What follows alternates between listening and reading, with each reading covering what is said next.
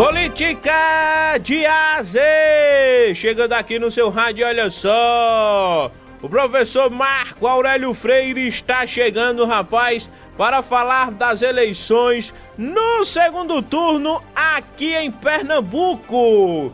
Primeiro com Olinda, tá certo? Onde a Mirella do PSD foi eleita com 51,38% dos votos, inclusive uma eleição apertadíssima, viu? Aí entre a Mirella e o Vinícius Castelo do PT.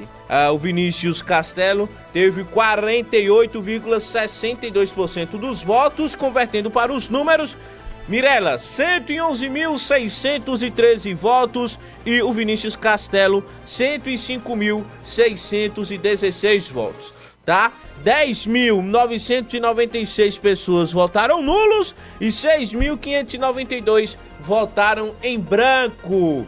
Já em Paulista, uma eleição tranquila, né, para o Ramos. Ramos teve 73,36% dos votos a 26,64% do Júnior Matuto. Ramos do PSDB, em números, teve 120.228 votos e o Júnior Matuto do PSB, 43.656 votos. Lá em Paulista, 9.481 pessoas votaram nulos e 5.655 votaram em branco. Esses resultados em Pernambuco, tanto a Olinda quanto o Paulista, onde a governadora Raquel Lira elegeu os dois, a gente ouve agora uma análise com o professor Marco Aurélio Freire. Bom dia, professor!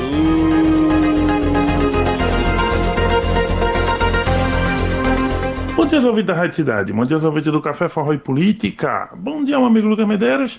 Lucas, segunda-feira é hora de fazermos um giro da política. E ontem tivemos o segundo turno das eleições de 2024. E aqui em Pernambuco tivemos disputa em duas cidades, a cidade de Olinda e também a cidade de Paulista, ambas na região metropolitana da capital.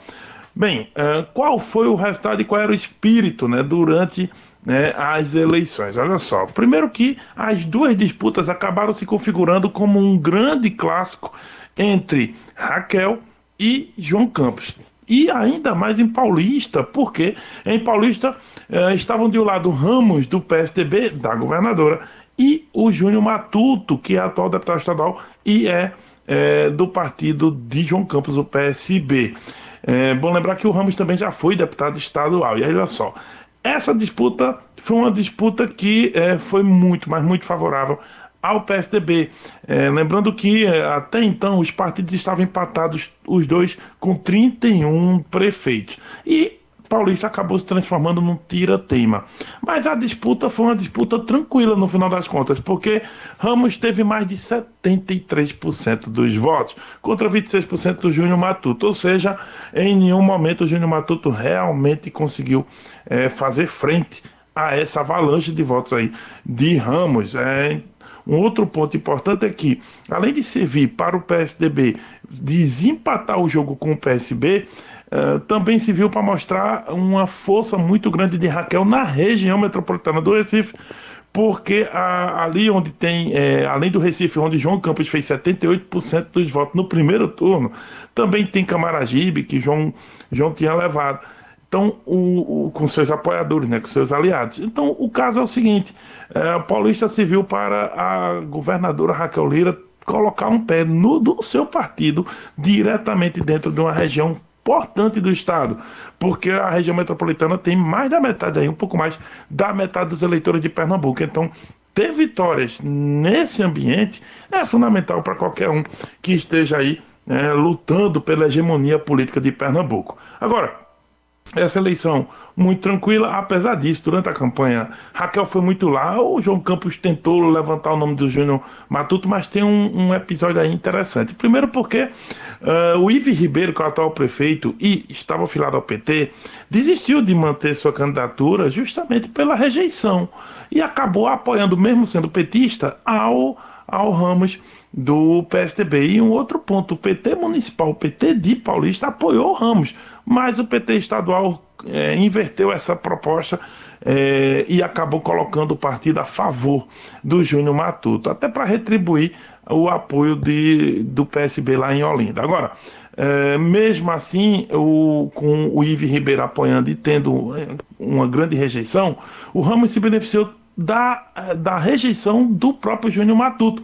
Júnior Matuto já foi prefeito da cidade e enfrentava uma rejeição grande. Conseguiu votos para chegar ao segundo turno, mas daí a ter fôlego para avançar era difícil, acabou realmente se mostrando impossível. Portanto, o Júnior Matuto não fez frente ao Ramos, uma vitória de 73-26, ou seja, de cada 4 habitantes de Paulista, 4 eleitores de Paulista, 3 votaram em Ramos e apenas 1 ficou com o Júnior Matuto. Então foi uma disputa, sem dúvida nenhuma, né, de uma vitória acachapante aí, uma vitória avassaladora para Ramos do PSDB. Agora, saindo aí de Paulista e vindo mais para perto, o Recife, vindo para Olinda, Olinda acabou se transformando com a ausência de Caruaru, que se esperava o segundo turno e não teve, que seria um grande clássico, Raquel contra João, justamente porque João apoiava Queiroz e Raquel Rodrigo Pinheiro. Com a ausência de segundo turno em Caruaru, já que Rodrigo Pinheiro levou a eleição logo no primeiro turno, acabou se transferindo todas as expectativas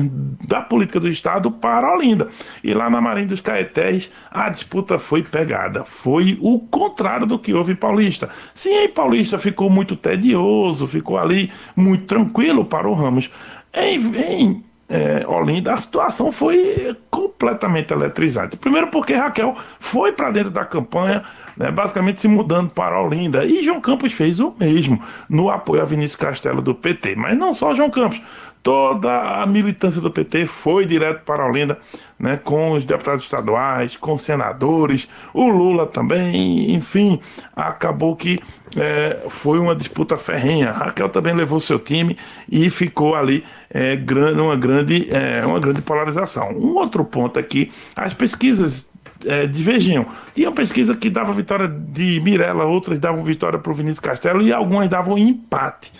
Bem, a eleição foi quase um empate, né? Mas no final das contas, por 5.000 votos, acabou vencendo Mirella. E tem um detalhe, havia um componente ainda importante, porque há 2 rejeições em Olinda muito fortes. Uma é do PCdoB, que governou a cidade por 4 mandatos e 2 prefeitos.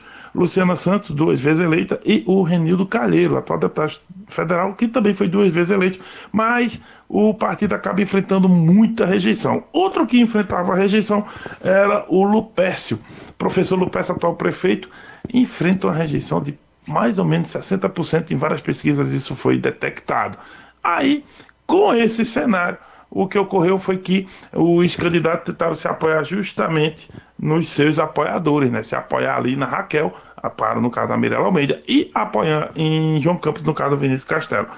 O ponto é o seguinte, no começo da apuração, começa com Mirella na frente, depois Vinícius Castelo ultrapassa, depois Mirella ultrapassa de novo e abre 10 pontos, depois Vinícius Castelo ultrapassa, e quando a apuração chega por mais de 70% dos votos apurados, é que Mirella passa pela última vez. Olha, isso aí parece até aquelas disputas antigas de Fórmula 1 que eram eletrizantes no tempo ainda do Ayrton Senna e do Alain Prost. Agora, o ponto é que quando a Mirella ultrapassou pela última vez, aí ela abriu margem e conseguiu os 5.000 votos de frente. Acabou 51% contra 48%.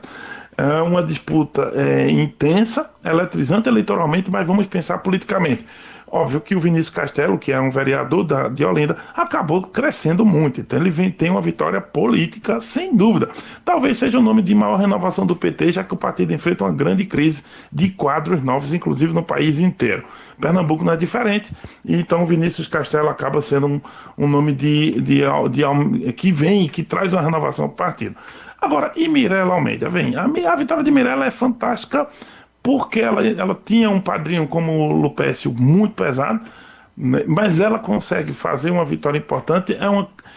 A prefeita mais jovem da cidade, a estar agora no cargo, e o grande vitorioso, no final das contas, a grande vitoriosa da cidade nem é a Mirella só, é também Raquel Lira. Raquel Lira tem, com a vitória da Mirella, uma vitória magnífica em termos políticos, além de eleitorais, Por quê? Porque, além de Paulista, que fica ali ao norte do Recife, Olinda é muito mais perto ainda do Recife, está colado ali com o Recife. Além do mais, ao sul da capital, Jaboatão, o Mano Medeiros, que é do PL, tende muito mais a Raquel, eventualmente, do que João Campos. Ou seja, apesar da capital ser uma fortaleza de João Campos, o entorno da capital está ali vinculado a apoiadores de Raquel Lira, e isso não é pouco. Outra coisa é que fica para a agenda política a certeza de que Raquel Lira tem fôlego para disputar 2026, incluindo aí a ideia de que ela pode ser a favorita de 2026.